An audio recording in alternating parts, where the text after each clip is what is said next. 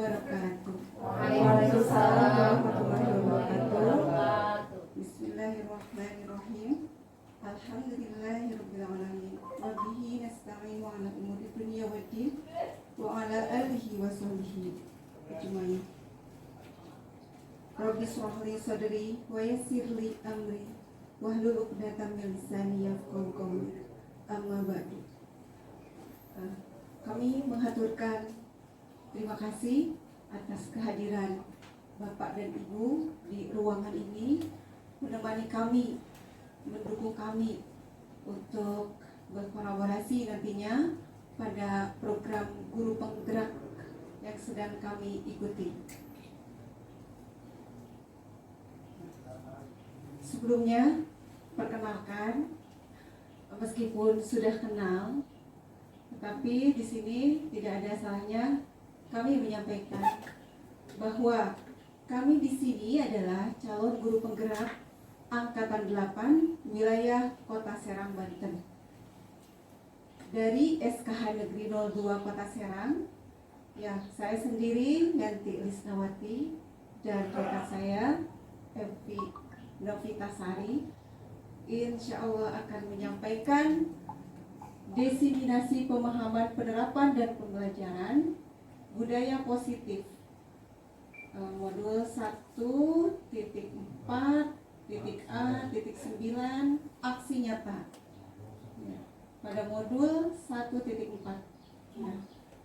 Oke, barangkali itu pembukaan dari kami. Sebelum kita mulai, marilah kita membaca basmalah bersama-sama. Bismillahirrahmanirrahim. Kita berharap agar acara ini lancar dan mendapatkan ridhoan dari Allah Subhanahu wa taala. Amin.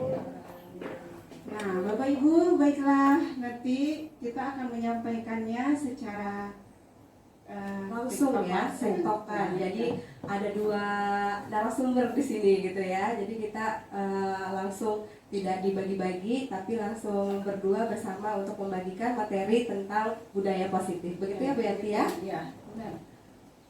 Silakan siapa dulu? Boleh. Ya, atau mau biar semangat, tepuk semangat Oh iya, dulu ya. tepuk semangat dulu. Kita ice breaking dulu ya.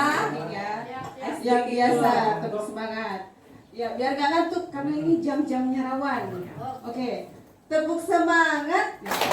Semangat. Sukses.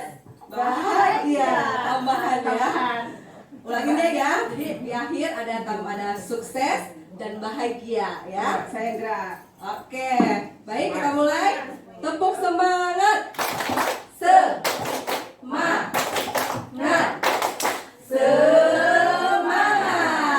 Sukses, bahagia ya.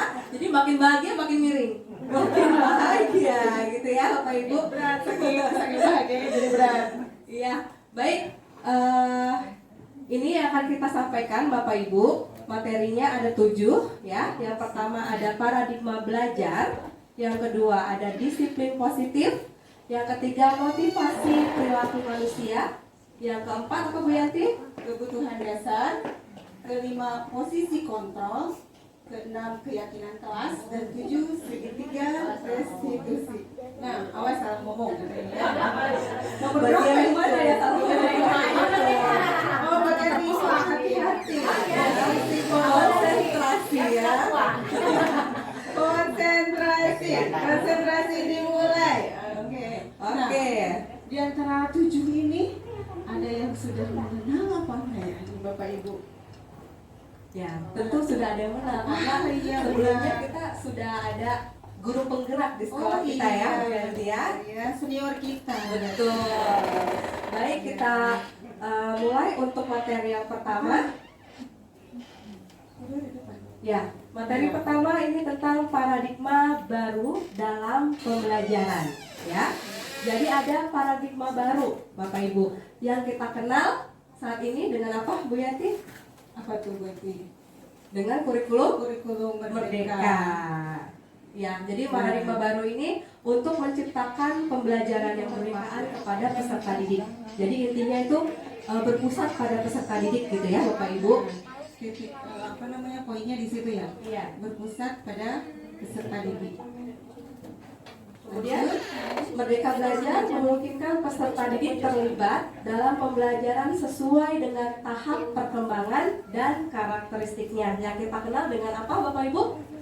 Capaian pembelajaran per fase ya. Jadi di sini. Kemudian Pada pembelajaran paradigma baru ini di sini ya.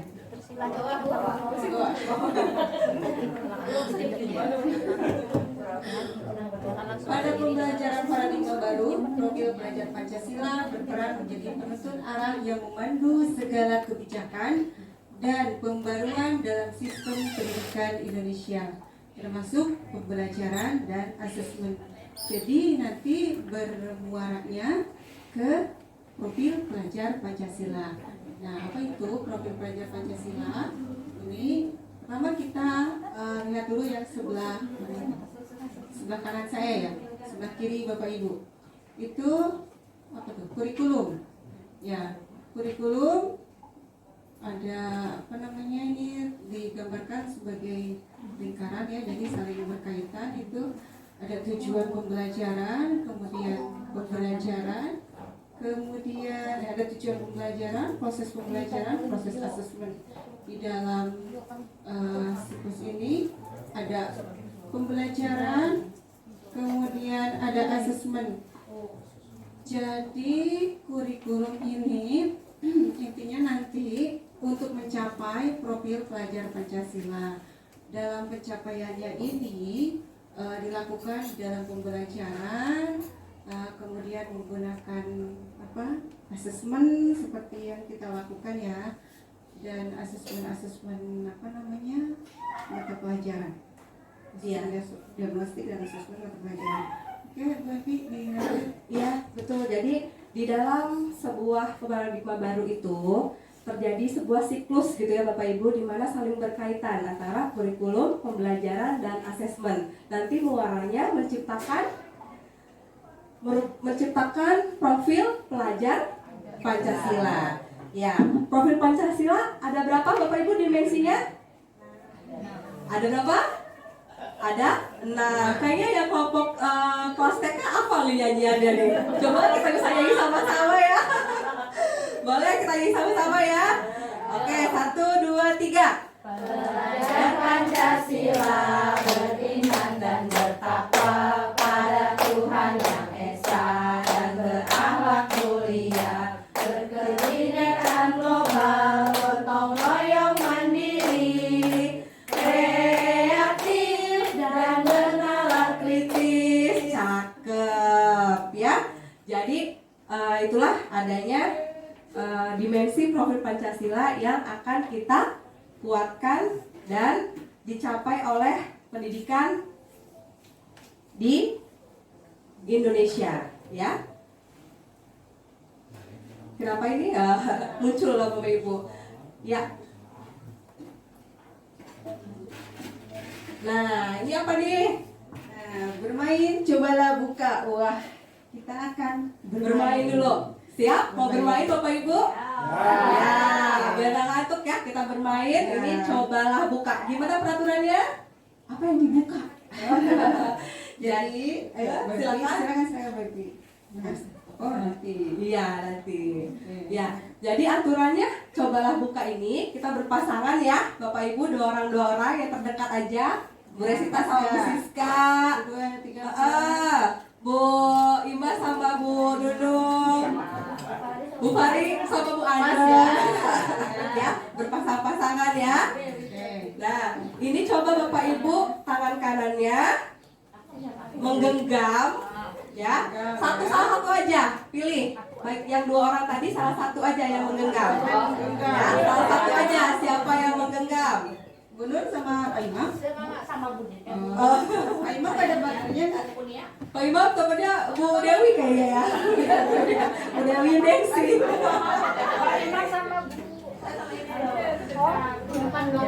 Iya, kalian sendiri aja ya. Berdua tangannya gitu. Oke, yang mengeperan, yang dalam hati hal terpenting yang Bapak Ibu miliki, ya, mau prinsip, mau orang tua, mau anak, mau yang paling berharga, ya, yang berharga Bapak Ibu. Nah, itu dipegang erat-erat gitu ya. Oke, sudah punya? ya, Sudah punya? kan ada di genggaman ini ya, genggaman tangan kanan. Betul. Lalu teman yang satu lagi, pasangan yang sebelahnya itu mencoba untuk membuka tangan yang sebelahnya dengan berbagai cara, ya. Boleh dengan rayuan, dengan gujukan, atau dengan makian, ya, atau dengan ancaman, silakan gitu ya. Dicoba sampai ini terbuka atau tidak gitu ya. Kita coba ya. Gunakan segala cara untuk mempengaruhi pasangan Bapak Ibu ya. Oke, sudah. Ya. Kita mulai ya. Siap?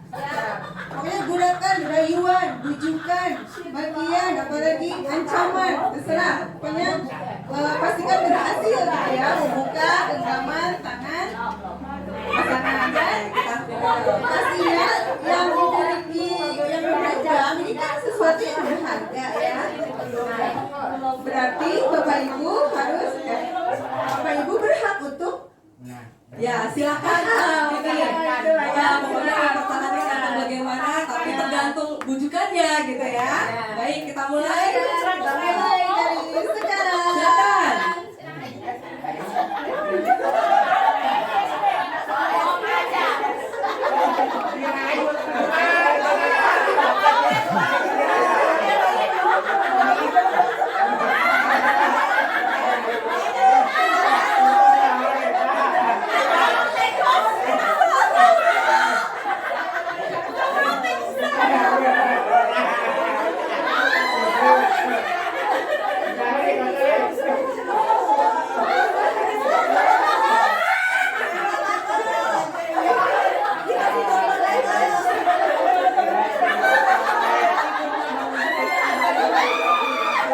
Oke, cukup.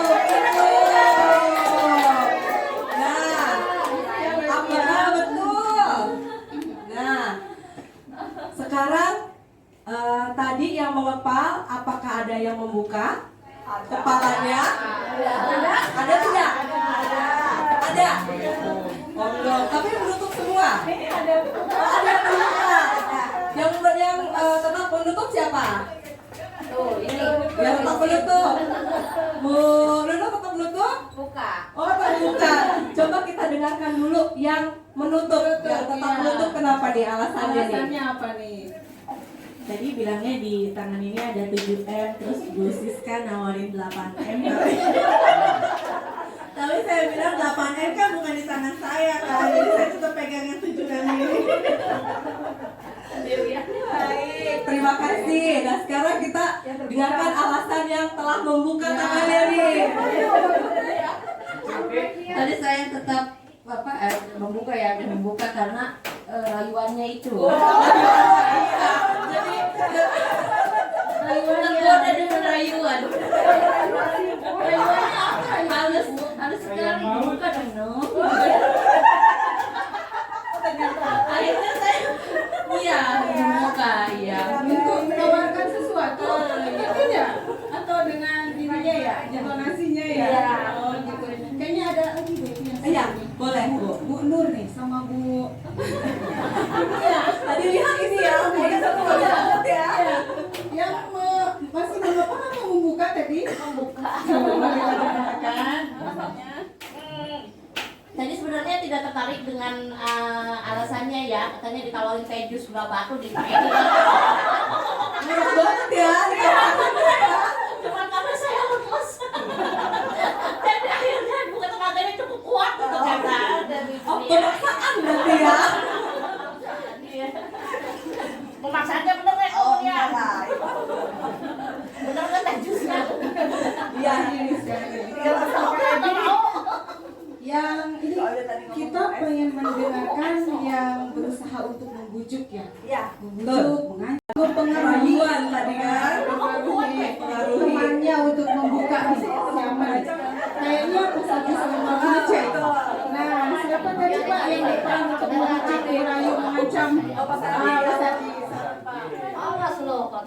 Saya membujuknya di itu apa? Suruh dibuka itu ada apa yang apa itu? Buka, terus nggak ini tayarnya kurangin kayaknya masih ngepal aja paksa. Iya, kata fisik ya. Akhirnya buka. Akhirnya terbuka. Ada lagi? Ada lagi yang mau nyampaikan pendapat? Iya, rayuan gitu tadi. Rayuan maut gitu. Pasangan siapa dia? Pasangannya Bu Yuli kayaknya. Iya, Iya, tadi terlihat sangat ini juga. Iya, iya. Sampai mixu enggak? Kurang. Ya, saya tadi sudah coba ya pakai bujukan dari yang kecil 5.000, 10.000 sampai es krim bisa. Ternyata tidak berhasil karena dia cukup kuat mempertahankan miliknya. Cukup kuat mempertahankan miliknya. Jadi yang menutup tuh mempertahankan miliknya ya. Mempertahankan apa yang ada di tangannya, gitu kan? Karena berharga sekali di tangannya Bu Yuli ya. Baik, jadi jadi yang memegang kendali atau kontrol untuk membuka atau menutup itu siapa Bapak Ibu? Kita sendiri. Betul kita sendiri? Nah, tapi kenapa sampai ada yang terbujuk membuka? Ya, karena kontrolnya. Ya.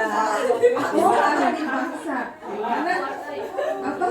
Kitanya membiarkan dikontrol gitu orang lain gitu. Tapi sesungguhnya siapa yang mengontrol diri adalah Iya, betul. Jadi yang mengontrol diri untuk membuka atau menutupnya adalah ada pada kita sendiri, diri kita sendiri. Nah, baik Bapak Ibu, tadi yang kita lakukan adalah tentang kontrol gitu ya. Siapa posisi kontrol kita sebenarnya itu berada di mana? Ternyata berada di tangan kita sendiri. Nah, selama ini kan ternyata ada miskonsepsi ya.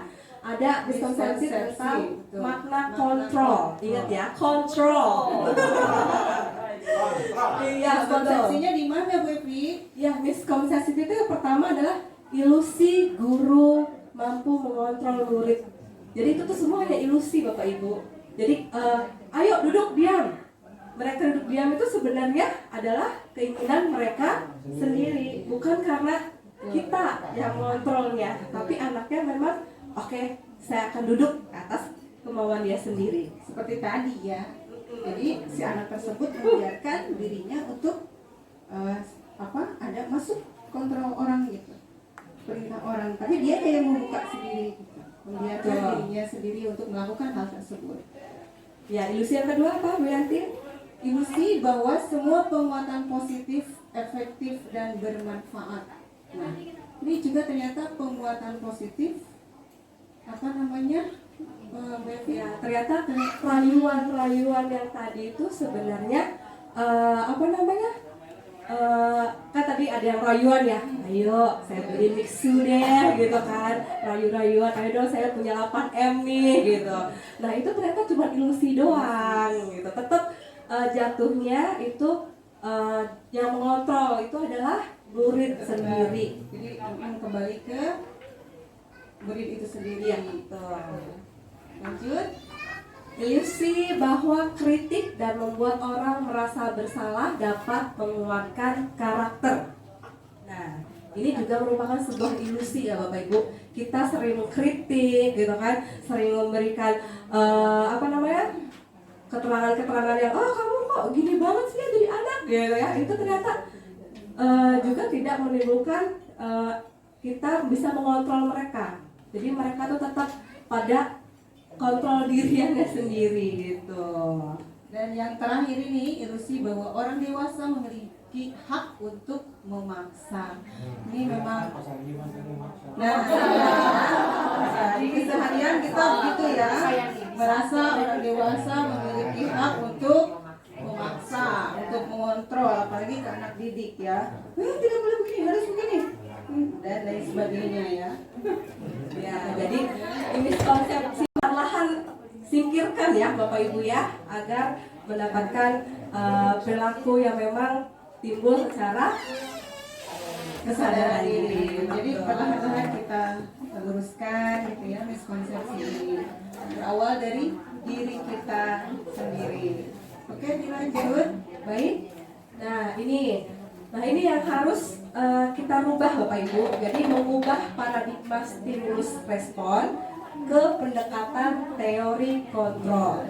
Ya, jadi di sini ada stimulus respon yang biasa kita lakukan, saya lakukan gitu ya. Jadi ini harus dirubah ke teori kontrol gitu ya. Yang baiknya seperti apa sih gitu ya. Jadi seperti ini. Pada realitas kebutuhan kita sama. Ternyata realitas kebutuhan kita ini berbeda. Dan ini memang suatu keniscayaan ya bahwa kebutuhan saya dengan kebutuhan Fahri itu berbeda. Begitupun anak didik kita, gitu ya. Tidak bisa kita sama ratakan. Jadi kebutuhannya pasti berbeda. Baik. Nah yang kedua, semua orang melihat hal yang sama. Nah ini juga harus dirubah karena Ya, setiap orang memiliki gambaran yang berbeda. Ini juga jelas ya, karena tiap orang memiliki daya cipta rasa ya sendiri ya, masing-masing ya. Jadi punya kemampuan sendiri. Jadi gambarannya pun berbeda. Kita harus sudah mulai mengalihkan dari posisi stimulus respon ini ke teori kontrol. Nah, kemudian lanjut ya. Kemudian ada kita mencoba mengubah orang agar perpandangan sama dengan kita. Jadi kita harus merubah ini ya Bapak Ibu dengan kita berusaha memahami. Dari tadi kan kita mencoba mengubah, saya pokoknya harus merubah nih Bu Resita biar ngajar terus gitu kan. Nah ternyata kita tidak boleh untuk berpandangan mengubah, tapi kita harus berusaha memahami pandangan orang lain tentang dunia atau tentang lingkungan sekitarnya gitu ya Bapak Ibu. Yang berikutnya Bu Yan, perilaku buruk dilihat sebagai suatu kesalahan. Nah, ternyata semua perilaku ini memiliki tujuan meskipun itu sesuatu yang dianggap salah gitu ya. Ini nanti akan ada pembahasan lebih lanjut tentang ini ya. Lanjut Messi. Ya kemudian ada orang lain bisa mengontrol saya. Nah, itu juga harus dirubah karena hanya Anda yang bisa mengontrol diri Anda. Betul apa betul nih Bapak Ibu? Betul ya. Tadi sudah praktek ya. Sangat betul. Betul lagi sangat. Sangat betul. Oke, lanjut. Terus kemudian ada saya bisa mengontrol orang lain. Ya, ini juga dirubah menjadi Anda tidak bisa mengontrol orang lain. Jadi kalau kita sudah berusaha semaksimal mungkin menjadi yang terbaik, itu kita tidak dapat mengontrol orang juga menjadi lebih baik. Karena posisinya kembali lagi ya. Yang bisa mengontrolnya adalah masing-masing ya. Lalu pemaksaan ada pada saat rujukan gagal. Kemudian ini berubah menjadi kolaborasi dan konsensus menciptakan pilihan baru. Nah, jadi ini ada lebih ke kolaborasi ya, kolaborasi dan konsensus. Lanjut. Ya, kemudian ada model berpikir menang kalah ya. Ini kita ubah juga menjadi model berpikir menang-menang, win-win gitu ya, win-win solution gitu. Jadi tidak ada yang menang kalah, tapi win-win. Kita cari yang terbaiknya gitu ya. Jadi kedua belah pihak itu nanti ngerasa dimenangkan, tidak ada yang tersakiti, dirugikan ya, merasa kalah. Apalagi dari perilaku yang membuat kesalahan, misalkan murid membuat kesalahan ya. Biasa kita dihukum, peraturan harus begini, berarti karena melakukan kesalahan ini hukumnya seperti itu. Nah ini kan tidak menang-menang ya, jadi ya nanti akan dibahas lebih lanjut. Oke, baik. Nah, nih kita masuk ke inti ya, ke inti dari disiplin positif ya. Disiplin positif itu apa sih ya? Disiplin ini berasal dari yang artinya belajar. yaitu menjadi seseorang yang kita inginkan berdasarkan nilai-nilai yang kita hargai. Jadi di sini ada seseorang yang kita inginkan, gambaran seseorang yang kita inginkan seperti apa, kemudian ada nilai-nilai yang kita hargai, yang kita yakini ya, nilai-nilai ini. Tuh. Ya, nilai-nilai yang diyakini itu mendasar kepada nilai-nilai kebajikan universal. Jadi kebajikan universal ini apa, Bu Yati? Jadi nilai-nilai baik ya berasal dari diri kita, dari budaya kita yang tidak bertentangan dengan ras, Dengan agama, suku ya. Jadi nilai-nilainya bersifat universal, Umum. ya, mencakup keseluruhan ya, berlaku di semua Lini, ya, benar. ya. Oke, nah ini dia nilai-nilai kebijakan universalnya ya. Jadi nilai-nilai kebajikan ini adalah sifat-sifat positif manusia yang merupakan tujuan mulia yang ingin dicapai setiap individu. Nah, ini nilai tersebut bersifat universal atau umum yang dimiliki setiap individu tanpa membedakan suku bangsa, agama maupun latar belakangnya. Setiap perilaku atau perbuatan memiliki suatu tujuan. Ya, tadi ya disampaikan ya, benar bahwa kita pun memandang perilaku anak murid meskipun tidak bisa bicara mereka, tetapi ada sesuatu yang sedang dipenuhi oleh mereka ya. Ada tujuan yang ingin dicapai oleh mereka gitu ya. Lanjut, dengan mengaitkan nilai-nilai kebajikan yang diyakini seseorang, maka motivasi intrinsiknya akan terbangun sehingga menggerakkan motivasi dari dalam untuk dapat mencapai tujuan mulia yang diinginkan. Ini seperti kata Diane Gossen ya. Ya, betul. Dia negosiasi siapa? Ini seorang peneliti ya, Seorang peneliti itu ya. Baik, kita pakai teori-teorinya ya. Betul. Jadi nilai-nilai kebajikan yang ingin dicapai ya oleh setiap anak Indonesia adalah tadi ya, yang tadi kita awal paradigma barunya adalah untuk mencapai sebuah profil pelajar Pancasila.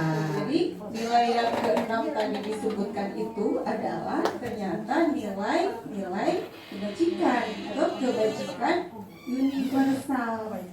Gitu ya. Oleh karena itu kenapa ini kurikulum sekarang bermuara ujungnya tuh ke menciptakan profil pelajar Pancasila ya. Baik. Nah, ini berikutnya adalah 3 motivasi perilaku manusia ya. Jadi tadi setelah mengenal kontrol gitu ya, siapa yang mengontrol kita, terus kemudian disiplin positifnya apa, ternyata di disiplin positif ada kebijakan universal. Nah, di dalam kebijakan universal itu muncullah perilaku gitu kan. Nah, ini adalah 3 motivasi perilaku manusia. Yang pertama itu untuk menghindari ketidaknyamanan atau hukuman.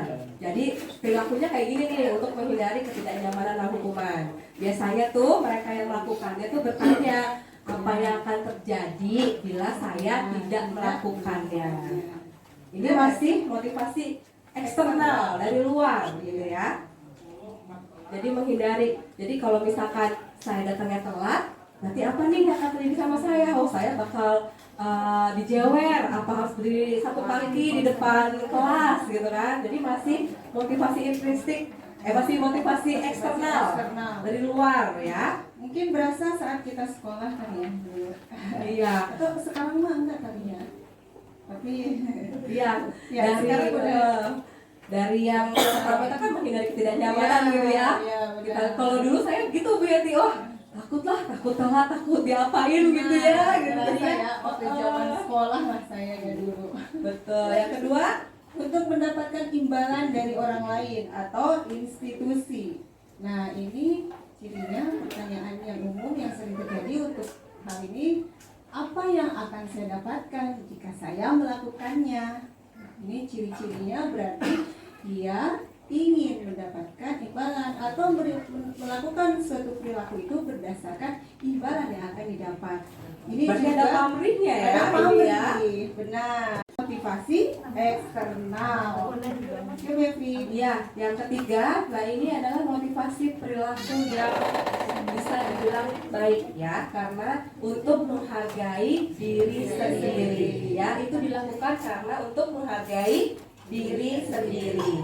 Jadi tidak ada hubungannya sama hukuman gitu kan, nggak ada dengan imbalan. Jadi udah motivasi saya berangkat pagi ya karena saya harus berangkat pagi gitu ya. Banyak pekerjaan yang banyak tugas-tugas yang harus diselesaikan, misalkan saya harus piket, saya harus Jumat bersih misalkan gitu kan, harus olahraga bersama, harus upacara. Nah itu sudah terbangun untuk menghargai diri sendiri. Itu sudah motivasinya sudah Motivasi internal ya. Jadi dari motivasi internal ini tercapailah tujuan dari disiplin positif. Jadi ini yang tertinggi, motivasi yang tertinggi begitu ya, atas kesadaran diri sendiri. Iya. Kan yang pertama, yang kedua itu bisa disiplin ya Bu Yanti, Ya, tapi benar. disiplinnya masih belum mengarah ke positif gitu. Dan ini bisa jangka waktunya tidak akan panjang kalau menggunakan motivasi eksternal ini, tergantung faktor hukumannya masih berlaku apa enggak gitu, imbalannya ada apa enggak gitu ya. Kalau ada imbalan ya sudah. Tuh. Oke, kita lanjut ke hukuman, konsekuensi, dan restitusi. Nah, Bapak Ibu, ini ada kasus nih Bapak Ibu. Ya, coba kita baca dulu nih. Ya, kita baca dulu nih. Iva kurang menguasai pelajaran matematika, sehingga pada saat pelajaran tersebut berlangsung, dia lebih banyak berdiam diri atau menggambar di buku pelajarannya. Pada saat guru matematikanya, Pak Seno, menanyakan pertanyaan, Iva menjadi gugup dan tak sengaja menjatuhkan tasnya dari kursi, serta tiba-tiba menjadi gagap pada saat berupaya menjawab. Seluruh kelas pun tertawa melihat perilaku Iva yang berbicara tergagap dan terkejut tersebut. Pak Seno pada saat itu membiarkan teman-teman Iva menertawakan Iva yang tergagap dan malu luar biasa, dan malahan minta Iva untuk maju ke depan dan berdiri di depan kelas sambil menunjuk hidungnya karena tak bisa menjawab pertanyaan Pak Seno ya. Jadi kelas makin gaduh dan anak-anak pun tertawa melihat Iva di dalam kelas memegang ujung hidungnya. Bayang ya, si Iva berdiri di depan, hidung, ditertawakan teman-temannya. Ya, jadi nih, apakah Anda setuju dengan tindakan Pak Seno terhadap Iva? Setuju nggak Bapak Ibu? Tidak. Ya, kenapa? Kita dengarkan alasannya. Iya, iya, betul. Ya. Dari masing-masing Pak Hardi mungkin Ya, Pak, Bu. setuju atau tidak Pak? Alasannya Pak kita ingin dengar.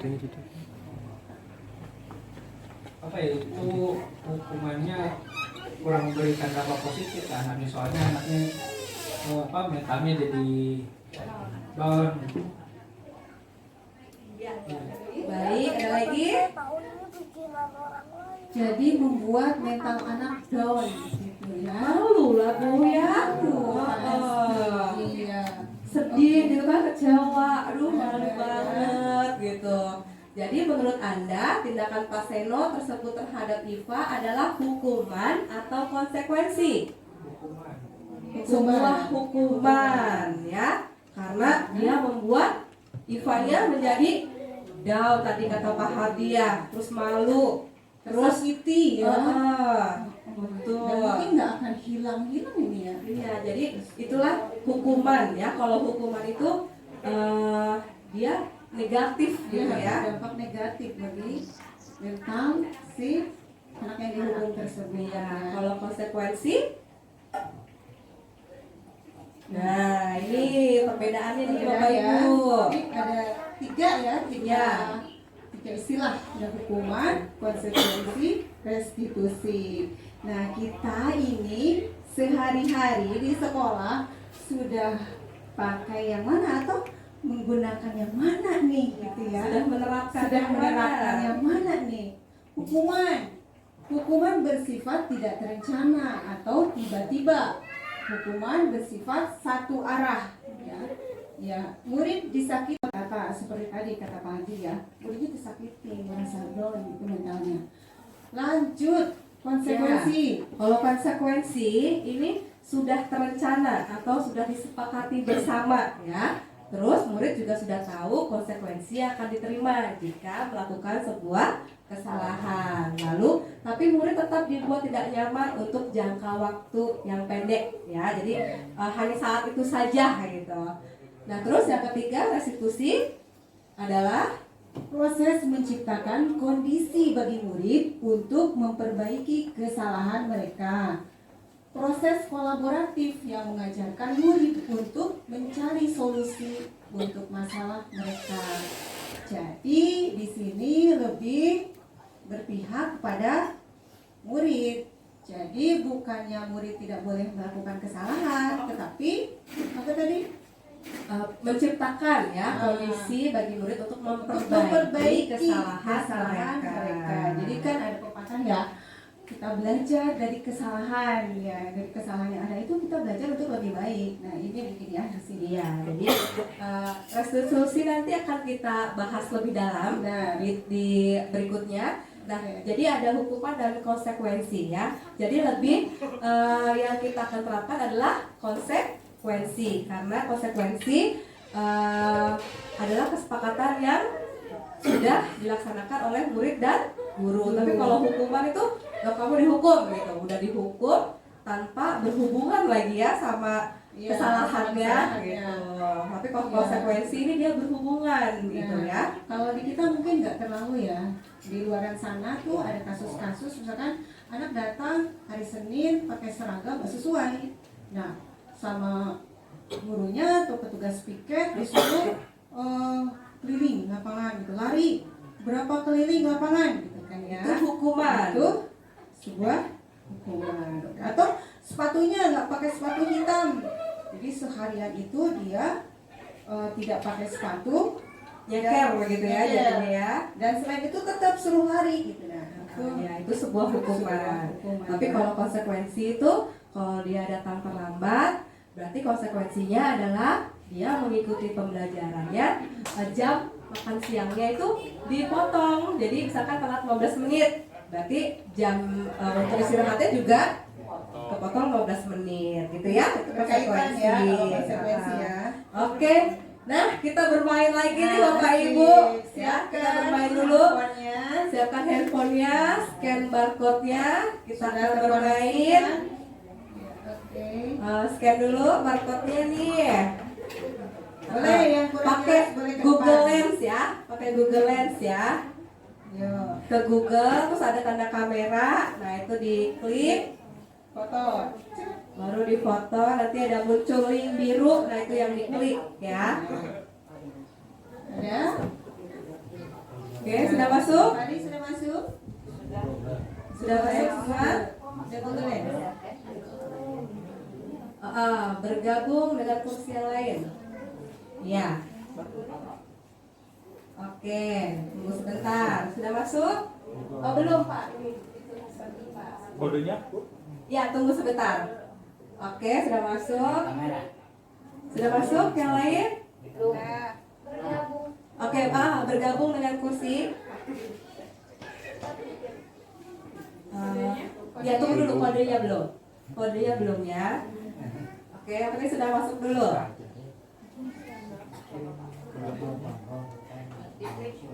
Sudah masuk?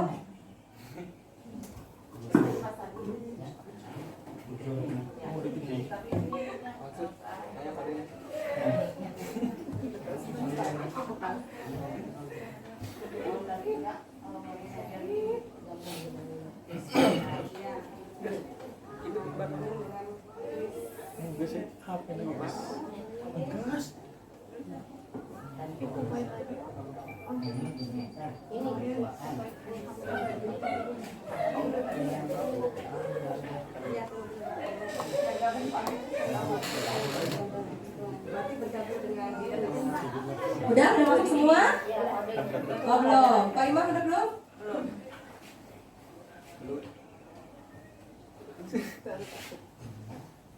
Nah,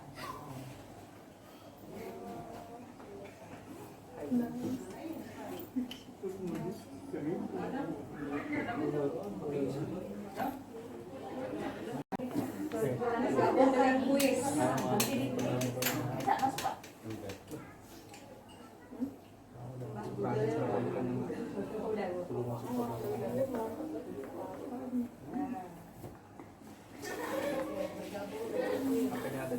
Sudah masuk semua? Bergabung dengan kuis, Fitri. Nah, sudah masuk. Masuk ya. Bergabung dengan kuis. Sudah masuk semua. Iya, nanti kodenya.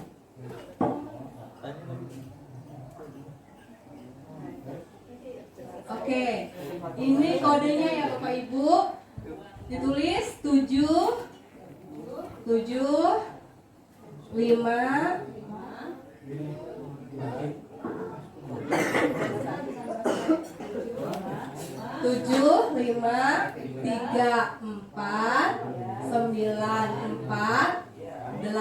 3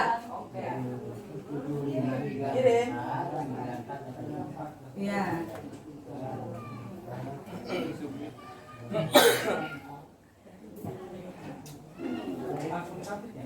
Ya, submit ya.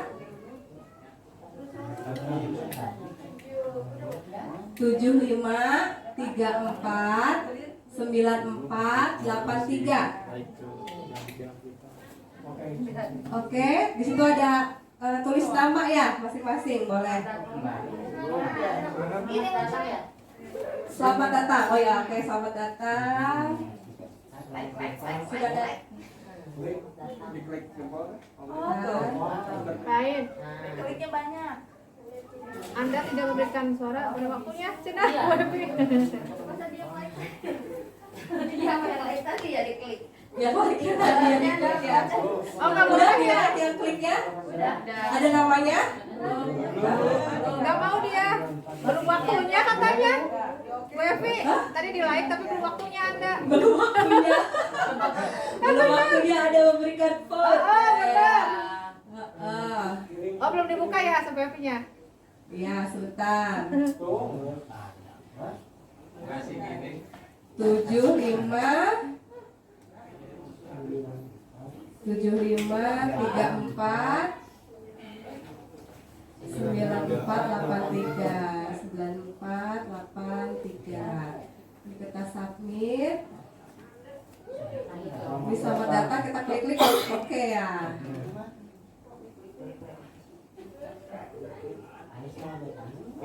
Tunggu.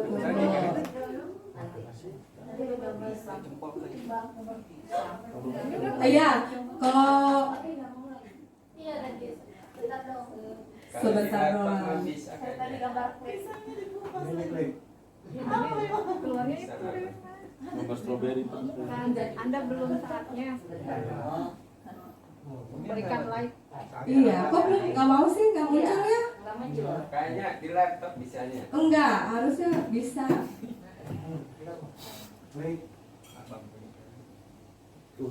Bisa kok. Anda tidak memberikan suara pada waktunya. Anda tidak memberikan suara pada waktunya. Coba tes. Iya, tes lagi. Kenapa ini bisa error? Oh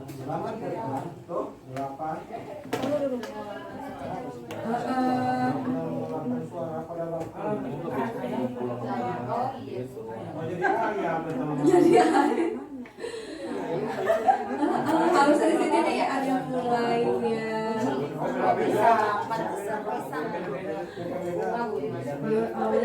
Kenapa ini ya?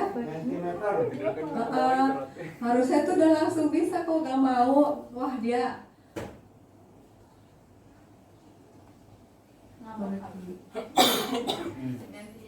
si Metinya ngambek nih Bapak Ibu. Harusnya tuh udah langsung muncul namanya, tapi dia nggak mau nih. Iya, Kita ulang dulu ya Bapak Ibu ya. Coba ini tidak mau. Kenapa?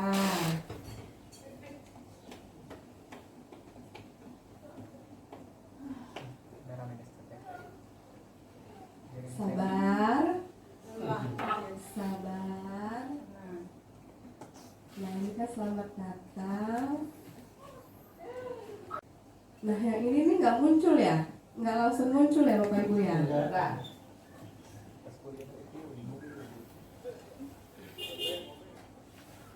Iya. Oke Bapak Ibu, kita permainannya sepertinya tidak berpihak pada kita. Muncul gambar ayam doang, tapi tidak dituliskan namanya ya? Iya. Tidak menuliskan namanya.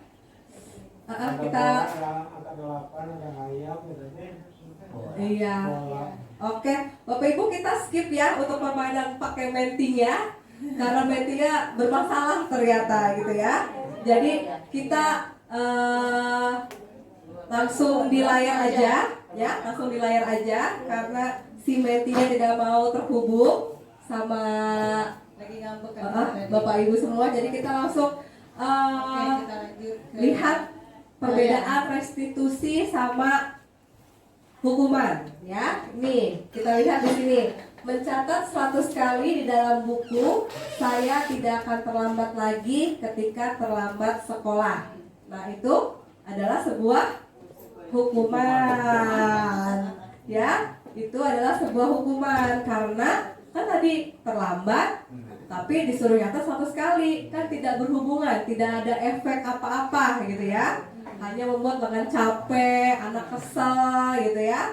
Tapi kalau tadi perbedaannya ini adalah hukuman. tipis ya kayaknya ya perbedaannya, tapi ini masuk mirip-mirip. Ini karena ini tidak berhubungan Iya. dan tidak berefek gitu pengulitnya. Lanjut. Lari mengelilingi lapangan basket 2 kali karena terlambat hadir di sekolah. Ini hukuman atau konsekuensi? Hukuman. Karena sudah ada jawabannya ya, hukuman ya. Coba kalau jawabannya ditutup dulu ya. Iya, tadi kalau perbedaannya itu seru. Iya. Ini tadi yang dimaksudkan ya. Jadi Dicontohkan iya. ya. Checklist. Iya. Jadi belum muncul ininya nanti disamakan gitu ya. Iya betul ya. Jadi tidak apa-apa. Jadi yang ini lari mengelilingi lapangan basket 2 kali karena terlambat itu adalah sebuah hukuman. Kemudian, nah ini membersihkan coretan yang dibuatnya di meja tulis. Ini sebuah konsekuensi. Kenapa konsekuensi? Kenapa konsekuensi? Nah, konsekuensi kenapa jadi konsekuensi ini bukan hukuman? Iya, karena berhubungan ya, karena anak membuat coretan, kita disuruh membersihkannya. Dan kemudiannya ada efek, dia harus tanggung jawab terhadap Apa yang apa dilakukan? yang Dilakukan. Lakukannya. Oke, kemudian ini ada 3 player ready. Siapa ini? Tadi tuh yang ada tuh Pak Hadi kayaknya. Coba dilihat masing-masing. Masih terhubung nggak? Coba yang Ini tiga. ada deh Bu. Hah?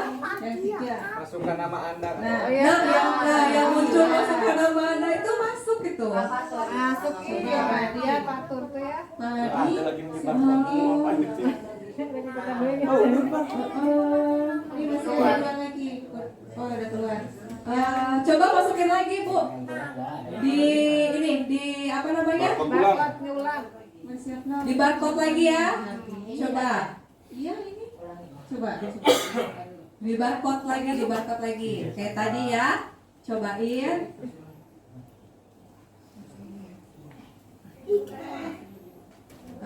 Masuk ya? Masuk. Oke. Masukkan nama. Iya benar. Bersiap ya, siap-siap. Iya. Ternyata butuh waktu intinya buat Kita connect ya. Iya. Nama Udah? namanya siapa? Iya, bergabung dulu Pak Perwanja. katanya mentinya. Bergabung dengan kuis dulu. Klik. Iya. Tuliskan namanya. Kok ada pertanyaan keempat keren Kan tadi udah dijawab itu. Ih, ngarang. Iya, bergabung. Iya, oke. Sudah masuk semua? Belum Bu Jelita. Iya. Oke nama Bapak.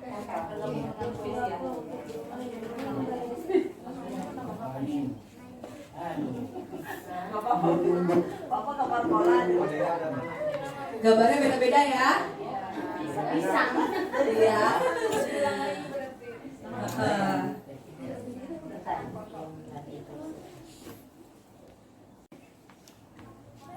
Oke, Bupati udah masuk? Pertanyaan keempat dari 14. Iya, ternyata tadi yang ke-1, ke-2, ke-3 sudah ada yang jawab gitu ya. Jadi maunya langsung dari yang kayak keempat, nomor yang keempat. Oh, udah tadi langsung diklik ya. Ya, nggak apa-apa. Oke, sudah masuk semua? Saya juga masuk dulu lah kalau gitu. Oh, 16 player ready ya. Oke, kita metal. Iya, duduk.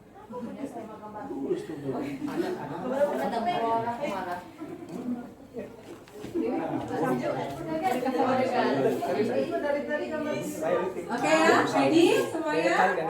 Siap? Oke, kita mulai ya. Nah, jawablah segera untuk mendapatkan poin lebih. Jadi cepet-cepetan. Diminta untuk push up 15 kali. Ayo. Ya, udah diminta untuk push up 15 kali karena tidak menggunakan masker ke sekolah. Jawabnya cepet-cepetan. Udah. Tapi Nah, Jawabannya pengumuman. Ada presentasi 3. Ya. Oke. Benar. Apa salah? Oke, lanjut. siap lagi. Kemarin sudah salah kali. Ya, menggantikan kertas tugas teman yang telah coret-coret. Apa? Ayo cepet-cepetan.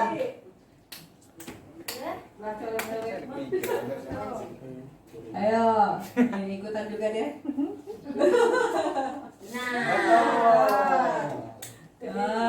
Oke. Lanjut. Pertanyaannya, berjemur di lapangan basket pukul 12 siang karena mengobrol dengan teman. Ayo, apa tuh? Apa? Man. Ya. Lanjut. Ada itunya apa? Rekap. Ya, murid diminta bertelanjang kaki sepanjang hari karena tidak menggunakan sepatu warna hitam sesuai peraturan sekolah.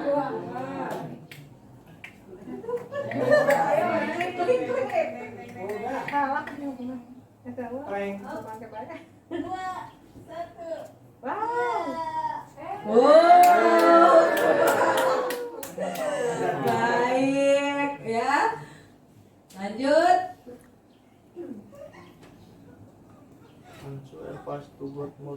Membersihkan tumpahan air di meja tulis karena tersenggol pada saat belajar. Jangan bilang-bilang.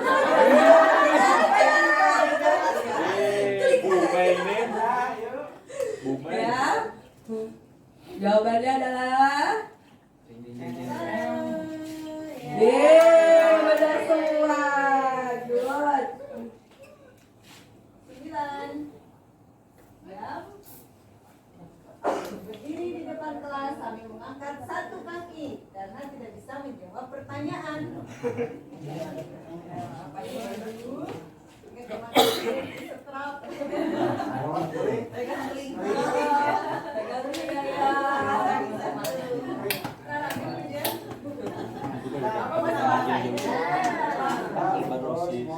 Ya, bikin sebuah hukuman bagus. Oh, ada yang masuk ke sekuensi satu.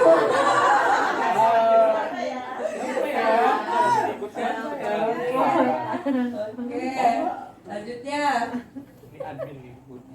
Kehilangan 10 menit jam istirahat untuk mengerjakan tugas karena terlambat datang dan tinggal pelajaran selama 10 menit. Apakah ini?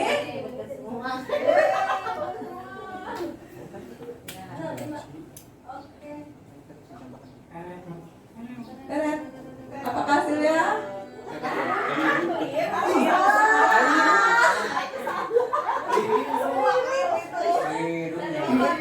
Ya, ini ternyata jawabannya yang salah. Harusnya konsekuensi. Ini jawabannya yang salah ya. Harusnya. Kita kecoh ya. Mantap. Lanjut. Duduk di bangku di pinggir lapangan pada jam istirahat. Tidak diizinkan bermain oleh guru piket karena mencederai teman saat bermain di lapangan. Nah, apa ini? Apa ya? Di bangku di lapangan pada jam istirahat.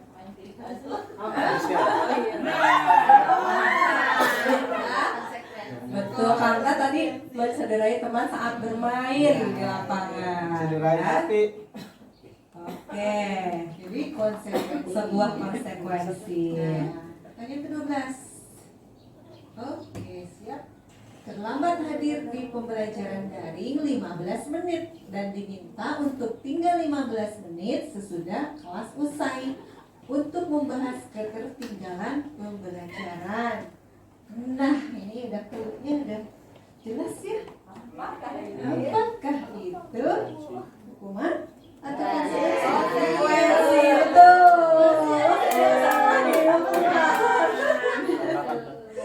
Ya. Oke, selanjutnya. Pertanyaan ke berapa? 13 ya. Ya. Lari mengelilingi lapangan basket 2 kali karena terlambat 10 menit untuk pelajaran PJOK. Terlambat 10 menit.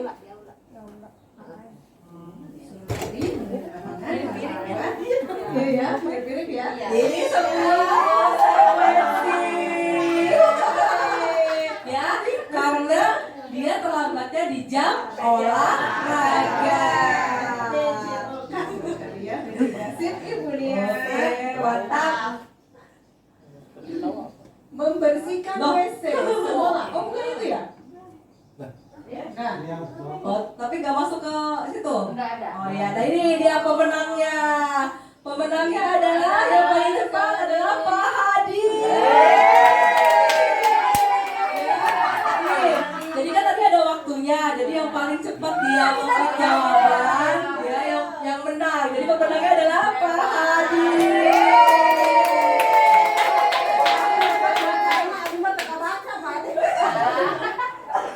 Ya, yang kedua ada Bu Rizka, yang ketiga Bu Jelita, yang keempat Pak Sena, yang kelima Bu Nia, yang keenam Bu Nunung, ketujuh Bu Imas, 8 Bu Melani, yang ke-9 siapa nih?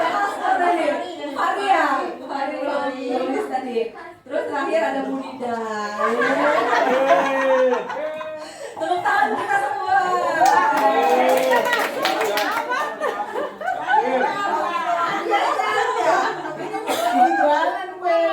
Wah, kita tidak boleh ya, pakai dulu. Iya, ibu ngedengerin dulu Bu Yanti baca. Jawabannya benar, tapi telat kliknya ya, jadi kalah cepat gitu ya. Oke, tadi kita sudah mengenal perbedaan hukuman dan konsekuensi. Jadi apa yang akan kita terapkan di kelas nanti? Konsekuensi ya. Ya, Nah, dihukum oleh penghargaan. Loh, kok dihukum oleh penghargaan? Kenapa nih? Nah, ini ada kasus Nah, lagi nih. kasus ini ya. Ibu Anas, guru kelas 2 SD, mendapatkan masalah. Murid-muridnya tidak bisa tertib berdiri antri di depan pintu kelas dan selalu berebutan masuk ke dalam kelas setelah jam istirahat usai. Ini tentunya sangat mengganggu proses pembelajaran, di mana kelas tidak dapat mulai tepat waktu karena Ibu Anas sibuk menenangkan murid-muridnya untuk waktu cukup lama.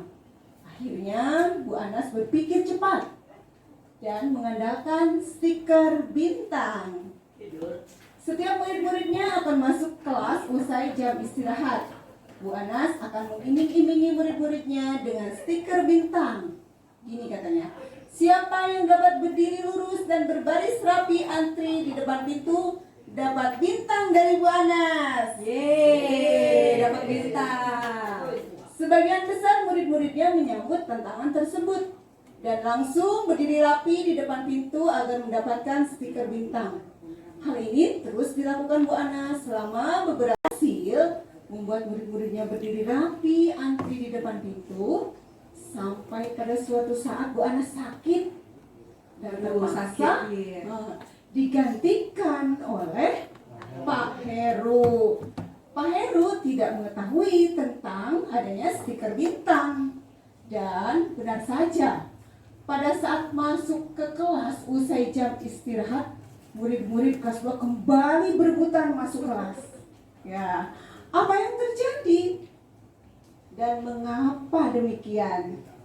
Kenapa Bapak Ibu nih menurut kasus ini? Kan tadi siapa tadi? Bu Anas ya memberikan stiker bintang. Tapi pada saat guru yang lain mengajarnya, ternyata murid-muridnya tidak berperilaku yang sama, ya tidak berbaris rapi, gitu kan? Kenapa ini? Kenapa? Karena dihukum oleh penghargaan, ya. Jadi pemberian stiker bintang itu kan termasuk penghargaan kepada murid ya, karena murid berhasil rapi diberikanlah penghargaan sebuah stiker. Tapi ternyata itu juga bisa membuat suatu hukuman karena ternyata hanya motivasi eksternal saja ya. Oh, ada Bu Anas, ada stiker, ye. Ternyata pas Pak Heru, nggak ada stiker, ngapain gitu kan? Mungkin kalau di kelas saya itu Bu Nunung ngasih apa tuh? Iya. Kuliah katanya mau masuk gitu. Pas Bu Nunung nggak datang diganti Pak Ujang misalkan ya. Kebayang, lari-lari lagi ya, gitu. Jadi memang ada efeknya gitu ya, Bapak Ibu terkait dengan pemberian sebuah hadiah atau sebuah penghargaan. Tapi saya jadi ingin bertanya Mbak Evi nih, penghargaan ini kan di sekitar kita tuh ya, di sehari-hari kita itu memang ada ya. Kayak kegiatan kita juga kan ada hadiah nih Pak, nggak nyebut nama, yang bisa nanti dapat gitu. Ya kalau kita ada acara kumpul-kumpul ya, ternyata itu penghargaan itu pun sama halnya dengan hukuman. Jadi kita dihukum oleh penghargaan itu sendiri ya. Kalau belum terbentuk Ya, motivasi internal, betul. Benar, itu Jadi kuncinya. sudah menyambung tuh, sudah ada benang merahnya ya. Merah nih, tuh tersambung ya. Oke. Jadi apa tuh Bu yang dihukum oleh penghargaan? Oleh penghargaan bahwa penghargaan berlaku sama dengan hukuman. Wah, ternyata ya. Padahal niat kita baik ya, untuk menertibkan murid, benar nggak? Disiplinkan murid sampai bela-belain ngeluarin biaya gitu ya. Tuh. Dalam arti meminta atau membujuk seseorang melakukan sesuatu untuk memenuhi suatu tujuan tertentu dari orang yang meminta membujuk. Dorongannya eksternal dan ada faktor ketergantungan.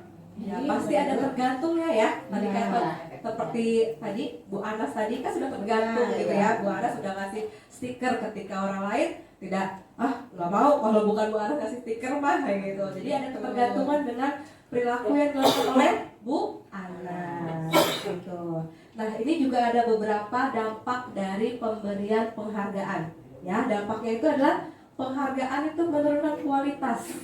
Jadi saat kita diberikan penghargaan, wah murid ibu nih, si Fajri nih, pinter banget loh, ini nih. Tapi ternyata semakin dia dilulukan itu semakin males lah gitu jatuhnya gitu kan. Karena jadinya terbebani. Ya, jadi terbebani. Terus kemudian penghargaan mematikan kreativitas. Ya, ternyata mematikan kreativitas gitu ya. Ketika anak sudah dipuji, wah bagus bikin ini ya, kamu hebat. Ternyata sampai situ aja bikinnya. Dia tidak mencoba membuat kreasi yang lain gitu. Ya, terus kemudian penghargaan mengurangi motivasi dari internal ya. Jadi setiap hari diberikan penghargaan, reward gitu kan. Nah, itu belum menjadikan tidak timbul motivasi dalamnya, itu tidak timbul motivasi dalam dirinya itu. Jadi mengurangilah adanya motivasi dari diri sendiri. Kemudian apa? Pengaruh jangka pendek dan jangka panjang ya. Jangka panjangnya tadi ada ketergantungan ya. Jangka pendeknya jadi ini perilaku ini hanya sementara selama ada reward itu tadi, selama ada penghargaan itu tadi. Oke, penghargaan ternyata menghukum. Tadi ya, seperti kasus Bu Anas terhadap murid-muridnya ya. Kemudian penghargaan mengurangi ketepatan, gitu katanya. Penghargaan mengurangi ketepatan. Ya, seperti yang tadinya menjawab benar gitu ya, benar karena dapat penghargaan, udahlah gitu ya. Kasihan gitu kan jadi kesannya ya. Benar gitu. Oke, lanjut. Lalu penghargaan itu ternyata tidak efektif ya kalau diberikan secara berlebihan. Tapi untuk kasus-kasus anak-anak kecil pas kelas SD kecil, TK itu masih butuh yang namanya penghargaan ya, masih ada butuh dukungan motivasi eksternal gitu ya Bapak Ibu. Tapi kalau kebanyakan ya namanya juga kebanyakan ya. Kalau makan berlebihan juga tidak boleh kekenyangan gitu ya. Nah, sama dengan pemberian sebuah penghargaan juga. Kemudian penghargaan itu bisa merusak hubungan di kelas nih, misalkan ada Fajri, ada Edo, ada Sodiki misalkan ya. Dulu tuh saat memberikan, oh kamu bagus sekali Fajri, ya Fajri aja yang dibangga-banggain. Yang kedua temannya, cuma Fajri aja gitu kan. Udahlah kamu anak kesayangannya ibu gitu ya. Jadi merusak sebuah hubungan gitu. Jadi ya yang keduanya akan merasa terus minder, akan terus merasa tersisih gitu kan. Yang dipelulukannya juga malah menimbulkan ini ya, apa tadi, mengurangi motivasi dari dalam dirinya gitu. Nah, ini dihukum oleh penghargaan ya Bapak Ibu. Jadi baru ya ternyata penghargaan juga bisa menghukum gitu ya. Ini pengetahuan untuk kita ya, pemahaman juga untuk kita. Seperti disampaikan tadi Bu Evi, untuk anak TK usia-usia bawah gitu ya, yang belum bisa diajak diskusi gitu, apalagi murid saya yang autis yang non verbal masih butuh gitu ya. Itu lain lagi gitu ya. Jadi ada kondisi-kondisi tertentu ya. Ya betul. Nah ini Bapak Ibu, jika tadi penghargaannya, sebuah pengakuannya itu negatif gitu ya, berarti negatif. Nah ini bisa dilakukan dalam bentuk program kebajikan atau apresiasi gitu ya, bentuknya apresiasi gitu. Walaupun sama kalau kita memberikan sebuah reward itu juga apresiasi, tapi ini apresiasinya ke arah positif gitu. Yang dilakukannya adalah yang pertama, beri dukungan secara khusus ya. Jika ingin memberikan sebuah pujian, beri dukungan secara khusus.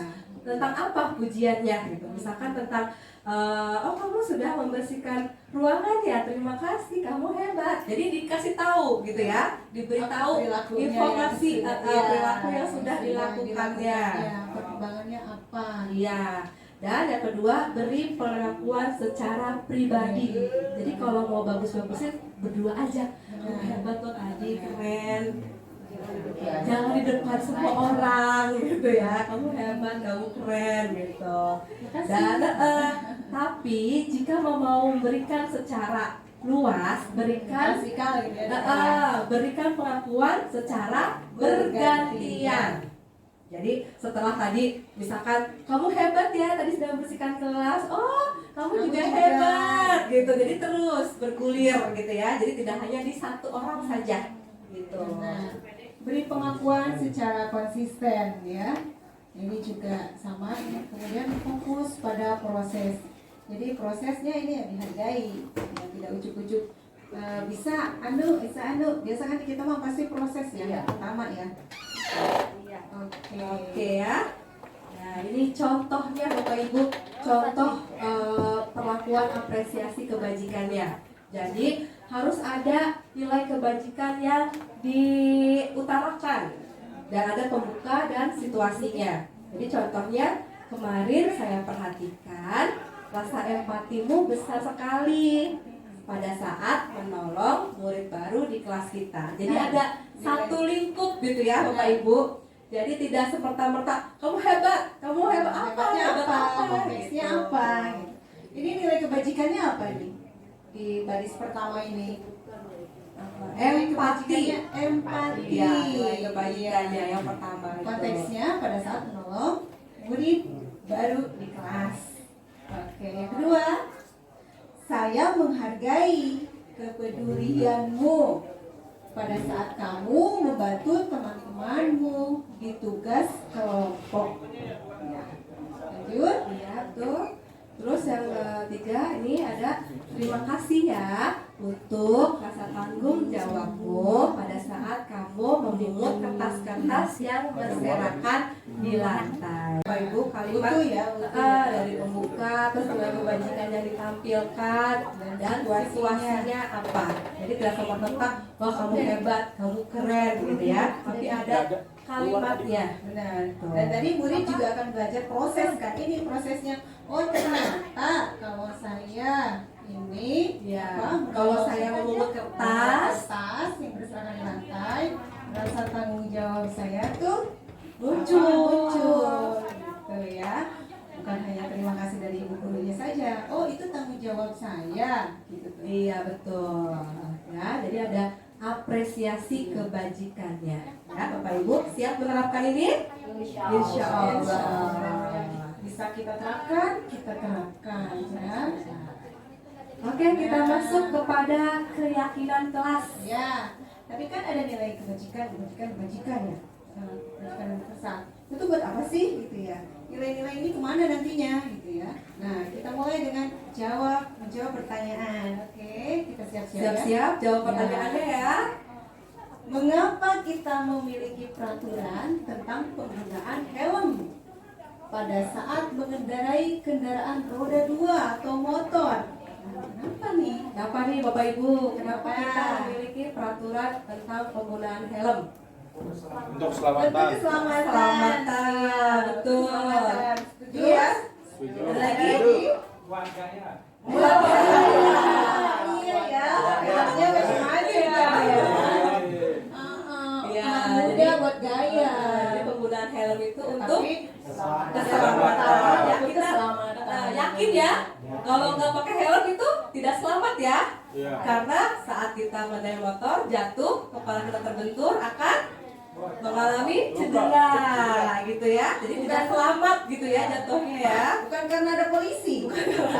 Takut ditilang. Iya. Jangan kenalan. Oh, nggak kena nomor tuh.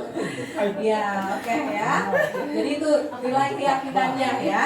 Keyakinannya adalah keselamatan. Jadi nilai yang kita yakini sama-sama nih bahwa itu adalah keselamatan. Nah, nilai keselamatan satu ya dapat ya. Ya, yang kedua, mengapa kita memiliki peraturan tentang penggunaan masker dan mencuci tangan setiap saat? Nah, Apa nih Apa ya? keyakinannya? Dan Kesehatan. untuk kebersihan. kesehatan ya, dan Ya. kebersihan. Untuk mencegah ini ya, mencium bau aroma bau tetangga ya. Iya, oke. Nah, jadi keyakinan tadi, keselamatan, kebersihan, kesehatan itu merupakan nilai-nilai kebajikan universal. Ya. Lalu keyakinan seseorang akan lebih memotivasi seseorang dari dalam. Tadi kan sudah yakin ya, kita kalau nggak pakai helm pasti celaka nih, pasti nggak selamat nih. Tapi kalau pakai helm berarti adanya keselamatan. Nggak tenang gitu nih ya, aduh ada yang kurang nih, ada yang salah nih gitu ya di dalam dirinya. Berarti itu motivasinya udah dari dalam, nggak usah disuruh-suruh lagi, Pak pakai helmnya Pak. Itu ada razia, ada polisi baru pakai helm, enggak kan ya? Jadi sudah yakin bahwa harus pakai helm saat mengendarai motor. Ini baru 2 kasus, 2 contoh ya. Ini di luar sana, di dalam besar ini masih banyak ya lainnya. Yang diangkat ini tentang helm sama penggunaan masker dan penggunaan masker. Nah, coba nih kita kaji ya. Nah, kalau tadi kan pakai menti, ini sekarang langsung aja gitu ya. Nah, yang pertama peraturannya nih tentang kembalikan barang ke tempatnya. Nilai kebajikan yang ditujunya apa nih Bapak Ibu? Ya. Tanggung jawab. Ada lagi? Disiplin. Oke, boleh masukkan dulu nih ya. Ditampung. Tadi yang pertama tanggung jawab, disiplin. Ya, yang kedua, dilarang mengganggu orang lain. Kepedulian. Terus apa? Ketentraman. Terus menghargai. Ada lagi? Oke, kita masukkan ya, ingat ya. Masukkan dulu nih. Ingat-ingat jawabannya tadi ya. Lalu yang ketiga, hadir di sekolah 15 menit sebelum pembelajaran dimulai. Disiplin. Peraturan. Apa? Taat. Tadi bicara apa? Apa? Tanggung jawab. Oke. Ya, terus berikutnya Dilarang melakukan kekerasan. dalam kelas dilarang melakukan kekerasan. Kasih sayang. Saling menghargai. Saling menghargai. Kepedulian. Saling melindungi. Saling menyayangi. Oke, lanjut yang berikutnya. Dilarang menggunakan narkoba. Kesehatan. Ini kesehatan. Terus keselamatan, biar selamat ya. Pakai narkoba ya. Terus taat hukum. Taat agama.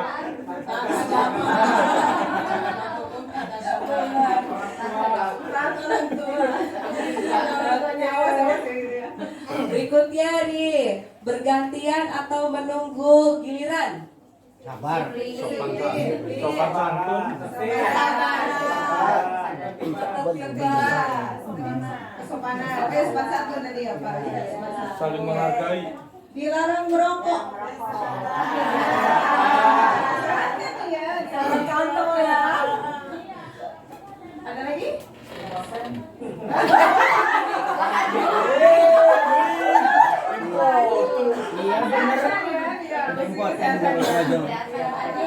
Gunakan masker. Oh, kepedulian ya. Ya, kesehatan kepedulian ya. Gunakan masker. Ibu Hadi. Ada lagi tadi. Hani kayak tadi emotion gitu apa gitu. Lalu yang terakhir. Terakhir nih, berjalan di kelas dan koridor. Ini saat kalau lagi di jalan di teras tuh harus berjalan. Jadi itu apa nilainya, kebajikannya? Jalan gitu. Ya kan kita tuh ada teras tuh ada koridor tuh ya di depan kelas kita kan teras tuh itu koridor tuh. Nah itu berjalan, jangan berlari misalkan. Nah berarti apa nih? Ketertiban. Terus Tanggung jawab. tanggung jawab. Keselamatan.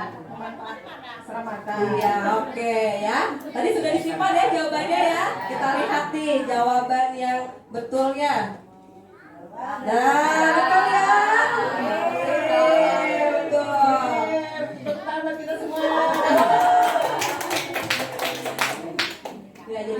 keyakinan kelas yang dituju, kebajikan yang ditujunya itu berupa yang pertama tadi kembalikan buku ke tempatnya, tanggung jawab ya. Lalu dilarang mengganggu orang lain berarti menghormati, saling menghormati. Terus hadir di sekolah 15 menit sebelum pembelajaran dimulai itu adalah menghormati orang lain, berkomitmen. Terus dilarang melakukan kekerasan, itu adalah keselamatan dan menghormati orang lain. Dan ini nilai-nilai ini menjadi keyakinan kelas. Yang tadi kan kebajikan, nilai-nilai kebajikan universal. Jadi ininya keyakinan kelas. Bagaimana ini tercipta? Coba lanjut. Oke, kita lanjut ya. Ini sudah. Nah ini contohnya nih Bapak Ibu. Contoh keyakinan kelas pada kelas 1. Contohnya keyakinan kelas seperti apa nih? Setiap anggota kelas perlu belajar. Setiap anggota kelas perlu senang. Setiap anggota kelas perlu melakukan tugas. Setiap anggota kelas perlu saling menghargai. Setiap anggota kelas perlu merasa aman. Nah, jadi ini adalah nilai-nilai kebajikannya ya, yang dijadikan sebuah keyakinan kelas. Jadi ada kebajikan, terus naik ke keyakinan kelas ya. Sekarang keyakinan kelas 5. Selalu bersikap positif, senantiasa menjadi diri terbaik, percaya dan menghormati orang lain serta barang miliknya, berkomitmen terhadap setiap tugas, senantiasa membantu. Nah, itu ya. Lalu keyakinan kelas 7. Hormat.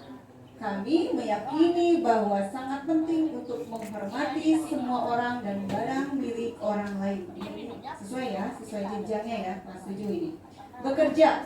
Kami meyakini bahwa sangat penting untuk mengerjakan segala pekerjaan atau mengikuti kegiatan yang telah dimiliki. Kami meyakini bahwa sangat penting untuk merasa diterima pada suatu kelompok dan saling peduli satu dengan yang lain. Ini semuanya Keyakinan kelas ya. keyakinan kelas. Jadi Bapak Ibu nanti saat kembali ke kelas, jadi diusahakan untuk membuat kesepakatan untuk keyakinan kelas secara bersama-sama dengan murid. Tadi kan kita curah pendapat ya. Nilai kebajikannya apa? Gitu ya. Peraturan. Nah, nanti kalau di kelas kita bisa nih curah pendapat dengan murid. Ini peraturan yang harus disertai apa? Kita tampung. Tadi tampung ya, tampung. Baru nanti kemudian bagaimana lanjutannya untuk menjadi keyakinan kelas. Ayo. Berikutnya ya. Langkah berikutnya, ayo. Ya, oh ini sudah ke. Iya, jadi dari keyakinan kelas. Oh ya, sudah habis di keyakinan kelas gitu ya. Jadi keyakinan kelasnya Bapak Ibu harus dibuat saat awal pembelajaran. Nah, ini pas banget nih momennya ya, di awal tahun pembelajaran baru nih. Jadi Bapak Ibu silakan menerapkannya di kelas masing-masing, membuat keyakinan kelas. Jadi anaknya diajak bersama-sama membuat peraturan dulu nih. Peraturannya ini ya. Habis dari peraturan dilihat lagi peraturan ini kebajikannya apa gitu. Barulah disusun menjadi sebuah kalimat keyakinan kelas. Jadi ada peraturan dulu, peraturan kelas, nilai kebajikannya apa, diubah dari kalimat-kalimat positif menjadi keyakinan kelas. Ya. Oke, kita coba terapkan ya Bapak Ibu ya di kelas masing-masing ya. Dan ini kalau keyakinan kelas tidak perlu banyak-banyak supaya diingat. Batasnya berapa? 3 sampai 7 ya. Ya, dalam contohnya. Oke, kita berlanjut ke materi berikutnya Bapak Ibu. Ini ada 5 kebutuhan dasar manusia. Jadi setelah tadi kita bicara dari budaya positif, lalu turun ke kebajikan universal, terus motivasi perilaku manusia gitu ya. Nah itu semua berhubungan dengan kebutuhan dasar manusia. Kalau kebutuhan dasarnya sudah terpenuhi, jadi insya Allah nanti dalam proses kedepannya akan lebih mudah kita memberikan penerapan pembelajaran karena kebutuhan dasar murid-murid kita tuh sudah tahu, sudah terpenuhi semua gitu ya. Jadi saat anak berperilaku yang di luar nilai kebajikan, nah itu berarti ada alasannya gitu ya. Bisa jadi kebutuhan dasarnya belum terpenuhi. Jadi kita harus tahu dulu nih 5 kebutuhan dasar manusia ini apa saja. Jadi ada apa? Yang pertama itu mana? Pengakuan atas kemampuan atau penguasaan ya, yang di warna biru. Kemudian apa itu? Kasih sayang dan rasa diterima Ya. atau kebutuhan untuk diterima. Kemudian kebebasan atau kebutuhan akan pilihan.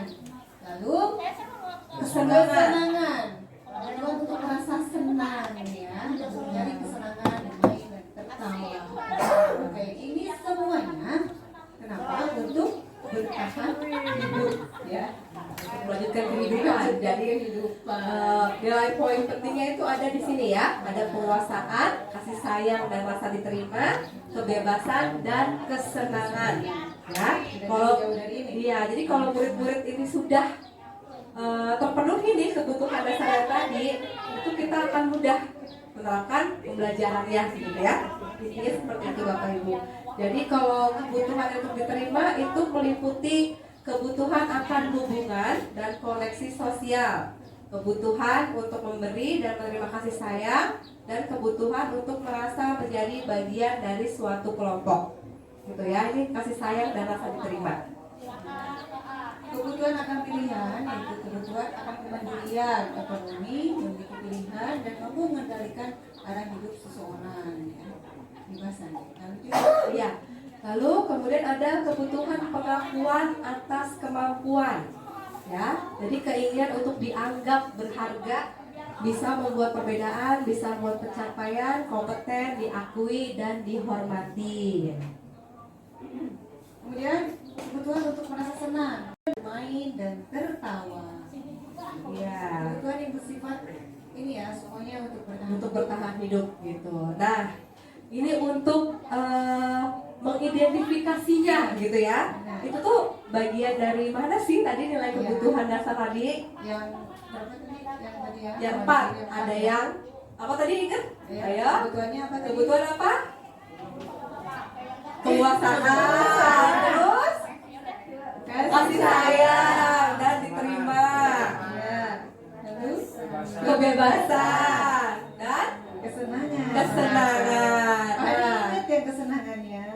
Pasti ingat kesenangan senang gitu. Nah sekarang kita coba identifikasi nih Bapak Ibu untuk pernyataan yang pertama ini, jenis kebutuhan dasarnya kebutuhan dasar apa gitu ya. Nih yang pertama nih, ibu guru bilang aku tidak boleh bersenandung sewaktu mengerjakan tugas. Katanya kelas harus tenang, tidak ada suara, kan gak seru jadinya. Nah kebutuhan dasar apa nih yang belum dipenuhi? Kesenangan. Kenapa kesenangan? Kenapa nih? Kebebasan. Siska boleh. Karena dia merasa nggak senang dengan jadi dia merasa kasih jadi belajarnya juga fokus. Oke, Kan ya. nggak seru jadinya. Dia nggak Ya, seru. jadi kata Bu Siska ini kesenangan. Ada jawaban yang lain? Kebebasan ya Pak Haji. Kebebasan kenapa nih, Pak Hadi? Jadi ya kan kalau mengerjakan tugas kan berekspresinya dengan apa bersenandung. Nah, jadi ketika dilarang jadi kebebasannya kayak Kekang gitu ya. Iya. Oke, ada lagi jawabannya? Oke, di 2 jawaban tadi ya, ada kesenangan dan kebebasan. Oke, kita tahan dulu jawabannya ya. Simpan dulu. Oke, yang Yang kedua, Ibu guru tidak menyapaku hari ini. Padahal aku pakai jepit rambut terbaru. Nah, apa nih kebutuhannya ya? Pengakuan kenapa Pak Hadi? Jadi dia kan punya rambut baru. Harus pengen diakui ya. Ya, Ada lagi? Tadi tuh yang 4 tadi. Sepakat sama Pak Hadi pengakuan. Pengakuan. Apa ada yang lain? Oke, sepakat tuh Pak Hadi tuh. Ya, berarti yang ini tadi pengakuan. Oke, yang berikutnya aku bosen. Masa belajarnya cuma gitu-gitu aja cuma dengerin ibu guru aja. Nah, ini apa nih kebutuhan dasarnya nih? Bosan. Jadi ingat murid di Lais. Bosan ya? Bosan tiduran ya ini ya. Aku bosan. Tidak, aku tidak mau belajar, aku bosan. Dengarkan ibu. Santai. Santai. Jadi kebutuhan apa nih yang ingin dia penuhi? Kenapa? Nomor 1, kesenangan sama kebebasan. Kesenangan dan kebebasan. Ya, yang ini penuhnya kesenangan dan kebebasan. Gimana? Ada lagi? Oke, kesenangan dan kebebasan. Ya. Oke, terakhir nih. Terakhir. Aku sebel, gambarku tidak rapi. Malah ibu guru nunjukin ke teman-temanku di depan kelas. Nah, apa nih? Kasih sayang dan penerimaan. Kasih sayang dan penerimaan. Kenapa Pak Adi? Jadi dia kan kesal karena gambarnya kurang rapi, tapi sama ibu gurunya malah ditunjukin ke teman-temannya. Jadi dianya ngerasa kurang percaya diri. Oke, ada lagi? Apa nih kebutuhannya? Kayaknya setuju kan? Oh. Setuju. Nggak mandi. Ada lagi? Ada lagi? Nggak setuju ah, saya mau Pak Adi gitu apa gitu. Malah ibu guru nunjukin ke teman-temanku. Ih, gimana gitu ya? Apa? Kebebasan, kesenangan, kasih sayang, penguasaan. Kata kuncinya. Sebel. Gambarnya tidak rapi. Gambarnya tidak rapi. Kebebasan juga, kok. Kebebasan. Kenapa? Bu gurunya nggak nanya dulu, boleh nggak ditunjukin ke yang lain? Jadi bu gurunya langsung nentuin pilihan sendiri dan tunjukin aja. Oke, di sini ada kebebasan sama kasih sayang. Di sini tadi yang pertama kesenangan sama kebebasan. Yang ini tadi pengakuan, penguasaan berarti ya. Terus ini tadi kesenangan atau kebebasan Dengan kasih kasih sayang. sayang. Oke, kita lihat jawabannya ya. Kita lihat sama-sama nih. 2, 1. Nah, ini dia ya. Jadi yang pertama itu kebutuhannya adalah kebutuhan untuk senang, ya. Ini bersenandung. Nggak boleh, ini nggak seru. Betul, Bu Sisa tadi ya. Terus yang kedua itu ternyata kebutuhan kasih sayang dan rasa diterima. Karena kan dia inginnya disapa, inginnya tuh di elu-elu, aduh kamu cantik banget pakai jepit baru gitu ya. Terus yang keempat Kebebasan. Bosan, dia tidak bisa memilih apa namanya belajar sesuai dengan keinginannya, cuma gitu-gitu aja gitu ya. ingin kebebasan berarti gitu ya. Terus yang terakhir penguasaan, karena dia ternyata gambarnya tuh nggak rapi. Kalau gambar udah rapi boleh lah ditunjukin gitu kan, aku gitu. Tapi karena gambarnya nggak rapi, jelek gitu ya. Jadi penguasaan. Oke.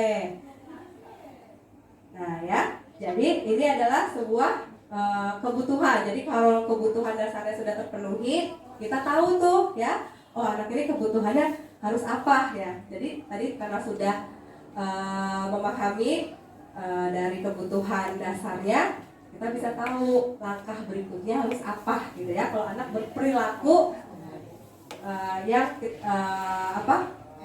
perilaku yang negatif, kita tahu oh ini kebutuhan dasarnya apa yang ingin dipenuhinya gitu ya. Baik, nah kita masuk ke materi berikutnya nih Bapak Ibu, yaitu 5 posisi kontrol guru. Tadi kan kita ingin mengetahui ya, kalau murid berbuat salah itu apa sih kebutuhan yang mendasarinya gitu ya. Kita sebagai guru dalam hal tersebut punya peran nih. Perannya seperti apa nih? Kok ada 5 peran kontrol disebutnya ya. Posisi kontrol guru, ada buahnya itu. 1 sebagai penghukum, 2 pembuat merasa bersalah, 3 sebagai teman, 4 pemantau, 5 manajer. Coba apa itu Bu Evi? iya, jadi posisi kontrol yang pertama itu adalah penghukum ya. Jadi guru itu memberikan hukuman fisik maupun verbal.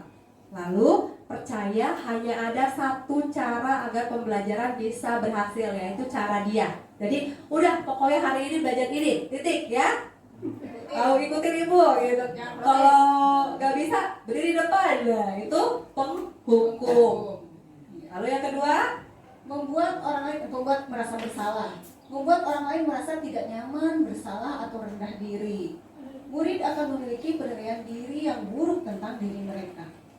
Oh, jadi seperti ini mungkin ya. Jadi kamu sengaja ya membuat itu agar ibu terbebani, mungkin ya, agar ibu merasa bersalah di depan kepala sekolah. Udah, nggak apa-apa kalau gitu, gitu ya. Agak halus tapi nggak gitu. Jadi ke anak itu salah, merasa salah. Oke, lanjut. iya. Lalu posisi kontrol yang ketiga yaitu menjadi teman.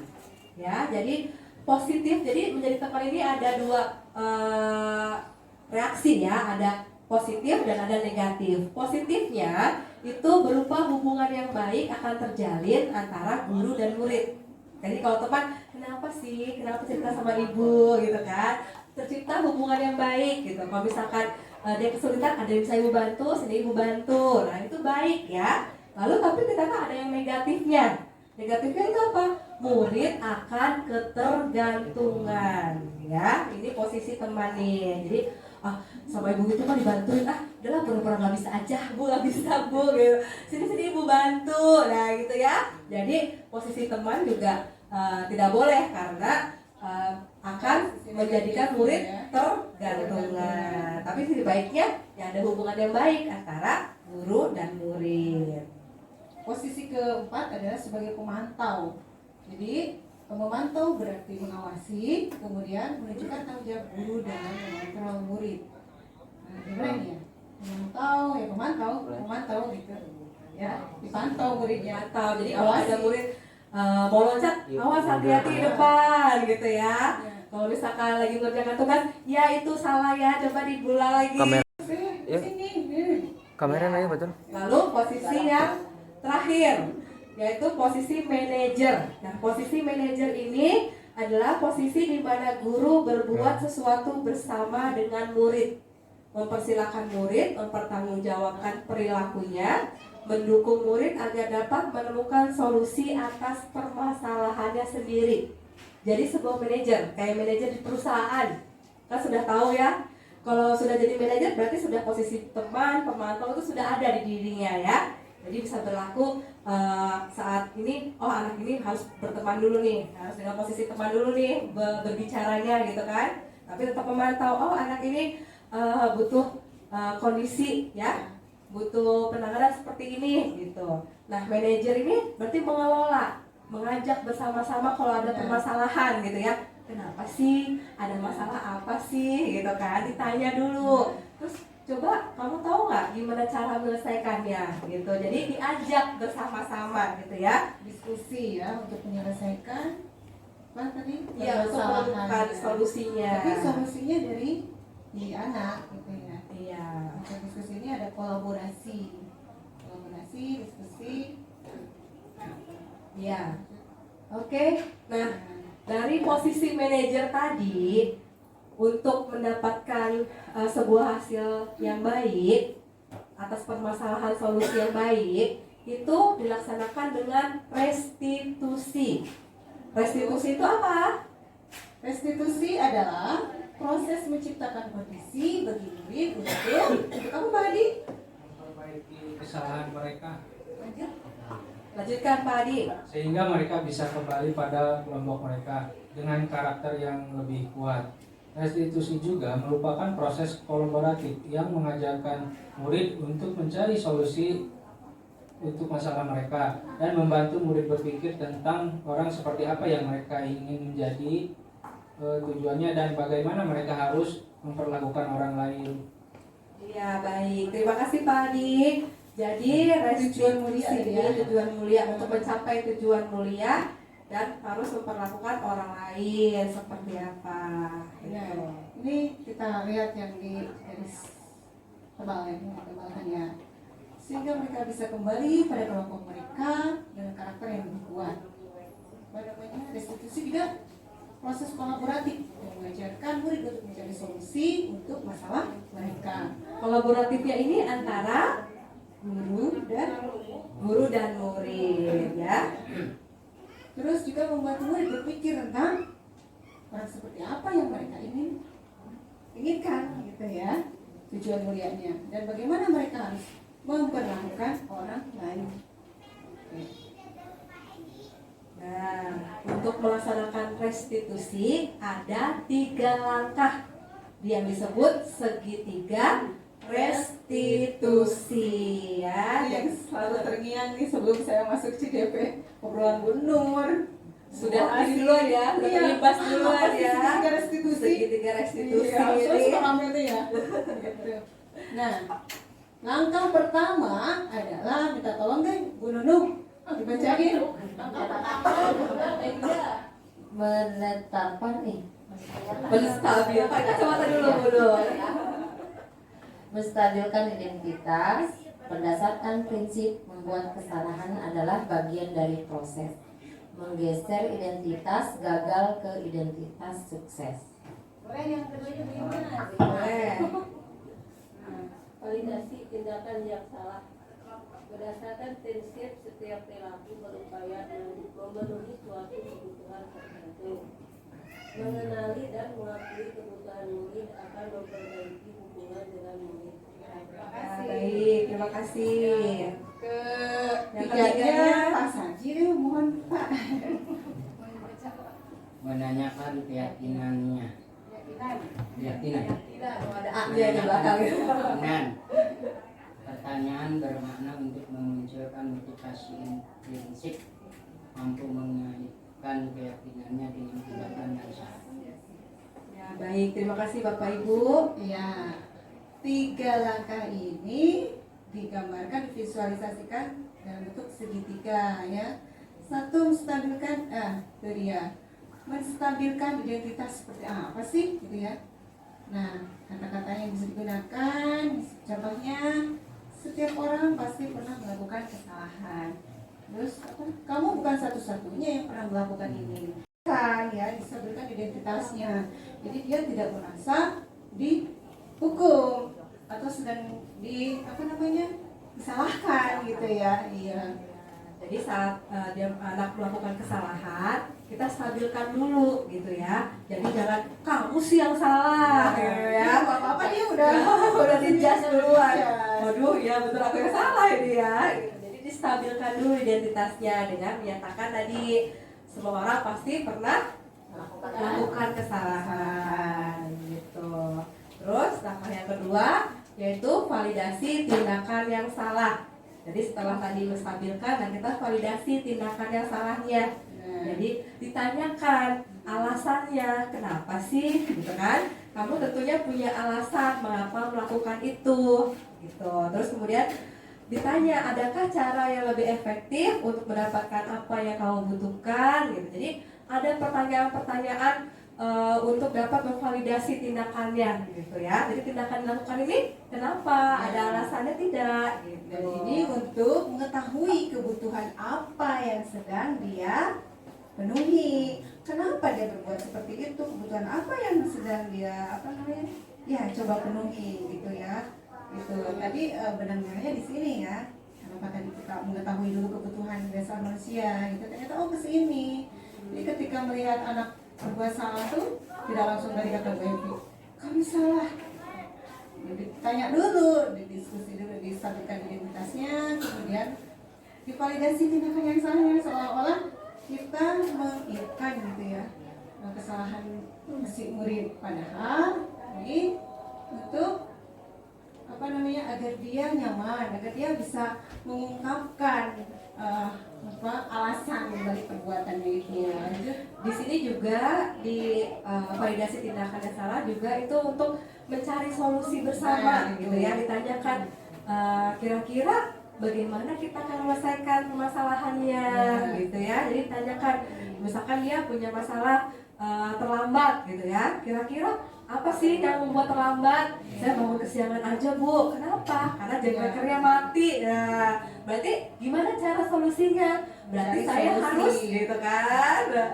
Berarti harus apa untuk biar jam baterainya itu berbunyi gitu kan? Kenapa mati? Ya ternyata jam baterainya habis. Berarti harus stop gitu ya. ya. Stop baterai bu. Gitu ya. Jadi ketemu tuh solusinya.